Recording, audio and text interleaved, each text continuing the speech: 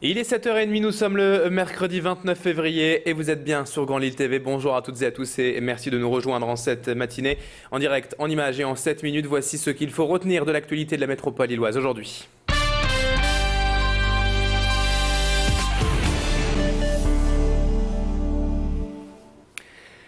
Et on commence tout d'abord cette édition avec du cinéma puisque le film Clo-Clo, l'un des événements de ce début d'année dans les salles françaises, était projeté hier soir en avant-première au cinéma Kinépolis de l'Homme en présence de toute l'équipe du film, dont le jeune acteur nordiste Tom Dufour qui joue Claude François, enfant, et que nous avons reçu cette semaine sur notre plateau.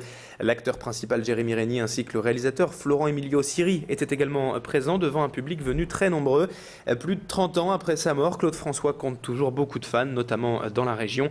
Et nul doute que le film Clo-Clo est déjà très attendu par le public. Pierre Beauvillain était au Kinépolis de l'Homme hier soir et a rencontré sur les marches Jérémy Régnier, l'acteur principal du film, lui demandant comment s'était-il transformé pour le rôle. Ça nécessite du travail, les gens de talent qui m'ont accompagné et du temps pour mettre tout ça en place, et puis la documentation, enfin voilà, ça a pris un petit temps, 5-6 mois, mais c'était intense et passionnant. Je n'étais pas spécialement amateur, non, je connaissais 2-3 tubes comme ça, mais j'ai découvert en partant sur le projet et en découvrant l'homme et le personnage est très riche, que j'imaginais pas du tout comme ça.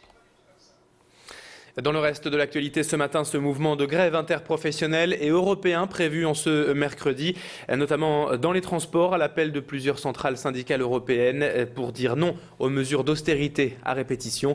Quelques légères perturbations sont possibles aujourd'hui et particulièrement à la SNCF.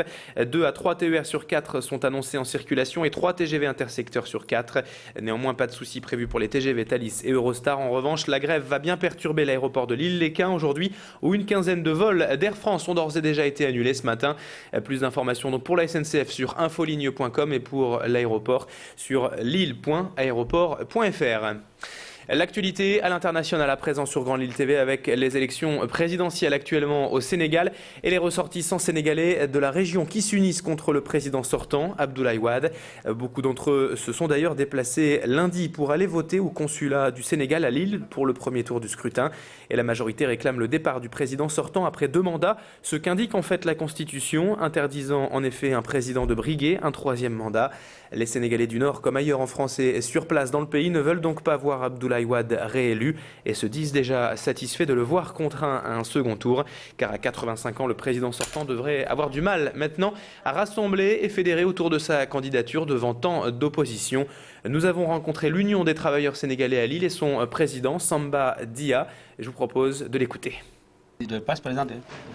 C'est-à-dire la Constitution qu'il a remodifiée, ne lui permet pas donc de participer à ces élections. Il le sait, de façon, c'est-à-dire à son âme et conscience, il le sait.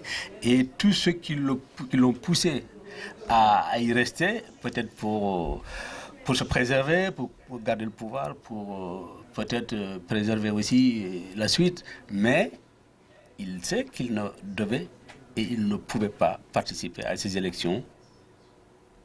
En bref, un incident cette nuit à Roubaix, le restaurant bio et coopératif La Baraka, ouvert depuis à peine une semaine et situé rue du Nord dans le quartier de l'Épeule, a été détruit par le feu vers 3 h du matin cette nuit. Malgré l'intervention de très nombreux pompiers sur place, l'incendie a donc entièrement détruit ce nouveau restaurant. La caravane de l'eau était hier à passage à Lille. Vous l'avez peut-être d'ailleurs aperçu, place de la République, en vue du Forum alternatif mondial de l'eau qui se tiendra en France à Marseille le 14 mars. Ce bus, affrété par des associations environnementales, sillonne donc la France actuellement. Son objectif, c'est de sensibiliser la population aux enjeux de l'eau pour les années à venir. Qualité de l'eau potable, prix de l'eau, protection des champs captants ou encore municipalisation des réseaux d'eau potable dans les villes. Les enjeux sont nombreux et pour cela, la caravane propose des débats aux passants, des tracts et la projection de petits films pour interpeller l'opinion. Explication du problème de l'eau en 2012 en France avec Christian Muys, président du mouvement de lutte pour l'environnement, au micro de Pierre Beauvillain. On a toute une politique à mettre en œuvre, notamment de non-pollution et de préservation de ces champs captants. Et là, c'est absent du débat, quoi. Là, pour l'instant, la LNCU se contente d'acheter de l'eau et de le redistribuer, enfin de le redistribuer indirectement ou directement.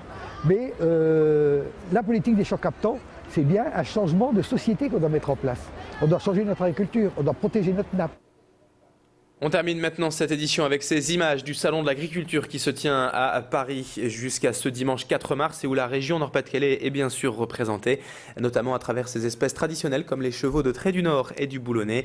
Mais ces animaux sont aujourd'hui menacés, si bien que le Conseil général a décidé de mettre en place un véritable plan de sauvegarde de l'espèce et d'attribuer une prime financière pour chaque naissance.